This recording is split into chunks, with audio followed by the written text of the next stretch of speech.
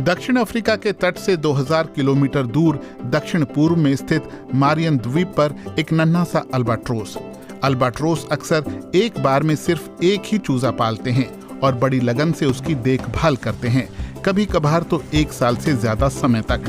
परिपक्व होने पर ये पक्षी दक्षिण अफ्रीका के मछली से समृद्ध इलाकों की ओर उड़ान भरते हैं, लेकिन भोजन की तलाश में उन्हें खतरनाक प्रतिस्पर्धा का सामना करना पड़ता है। ट्रोलर जो अपने विशाल जालों को वार्प लाइन नाम की स्टील केबल से खींचते हैं, मछली पकड़ने के लिए उत्साहित पक्षी कभी कभी इन केबलों में फंस जाते हैं और अपनी चोटों के कारण डूब भी सकते हैं। ये मौन आपदा साल 2000 के आसपास खुलकर सामने आई। जब हमने गहन निरीक्षण शुरू किए और वार्प केबलों पर कैमरे लगाए, तब ये घटना दिखने लगी। हर ट्रॉल में संख्या बहुत ज्यादा नहीं होती, लेकिन ट्रॉलिंग के दौरान हम हर साल हजारों अल्बाट्रोस को वार्प से मरते देख रहे थे।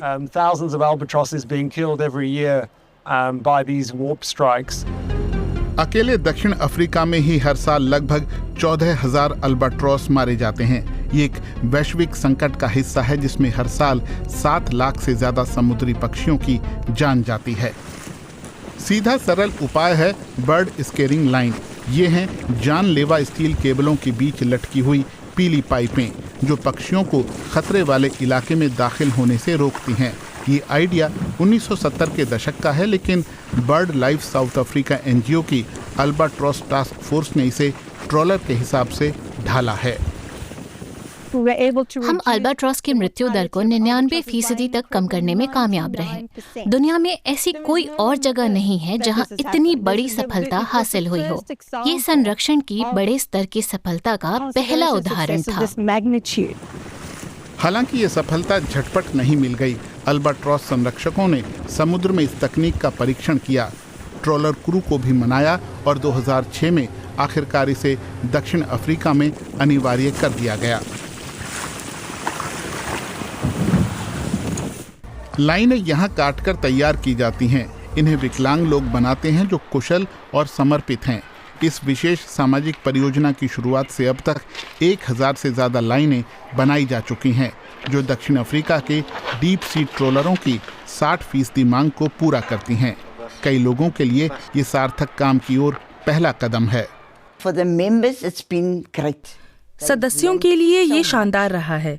उन्होंने बहुत कुछ सीखा है और उन्हें वाकई ऐसा एहसास है कि उनका काम भावी पीढ़ियों के लिए समुद्री जीवन को बचाने में योगदान दे रहा है। ये उन्हें प्रोत्साहन भी देता है। आप पाएंगे कि सदस्य अपने घर के लिए पैसे ले जा पा रहे हैं, जो परिवार में उनका योगदान बेहतर करता है। भले ही बर्ड स्केरिंग लाइनें अनिवार्य हैं, लेकिन उनका हमेशा इस्तेमाल नहीं होता। इस स्थिति को मत्स्य विशेषज्ञ सिहले एनकोंगो ने सुधारना चाहा। उन्होंने एक सेंसर बनाया जो जाल लगाने पर उन्हें पहचानता है। एक मौसम रोधी पैक में रखा सेंसर मुख्य पाइप का तनाव मापता है, जिससे पीले स्टीमर्स लटके होते हैं। ये लाइव डेटा भेजता है। इससे पता चलता है कि लाइनें वाकई लगाई गई या नहीं। ये संरक्षण के प्रयासों की जीत है और उन मत्स्य उद्योगों के लिए भी फायदा है कि वो इको फ्रेंडली होने का सर्टिफिकेट पा सकते हैं। ये जहाज के हित में होता है कि वे जहाज में बर्ड स्केयर लाइनें लगाने की पुष्टि कर सकें। इसलिए ये उपकरण कंपनियों के लिए भी बहुत उपयोगी है।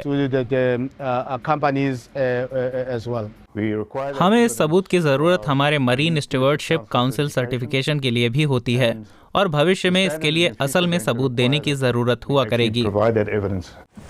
नामीबिया, अर्जेंटीना और चिली जैसे देशों में भी ये पीली लाइफलाइनें अनिवार्य हैं, लेकिन वैश्विक स्तर पर स्थिति अभी अच्छी नहीं है। इस समय हर साल अनचाहे ही लगभग 7 लाख समुद्री पक्षियों की मौत हो रही है।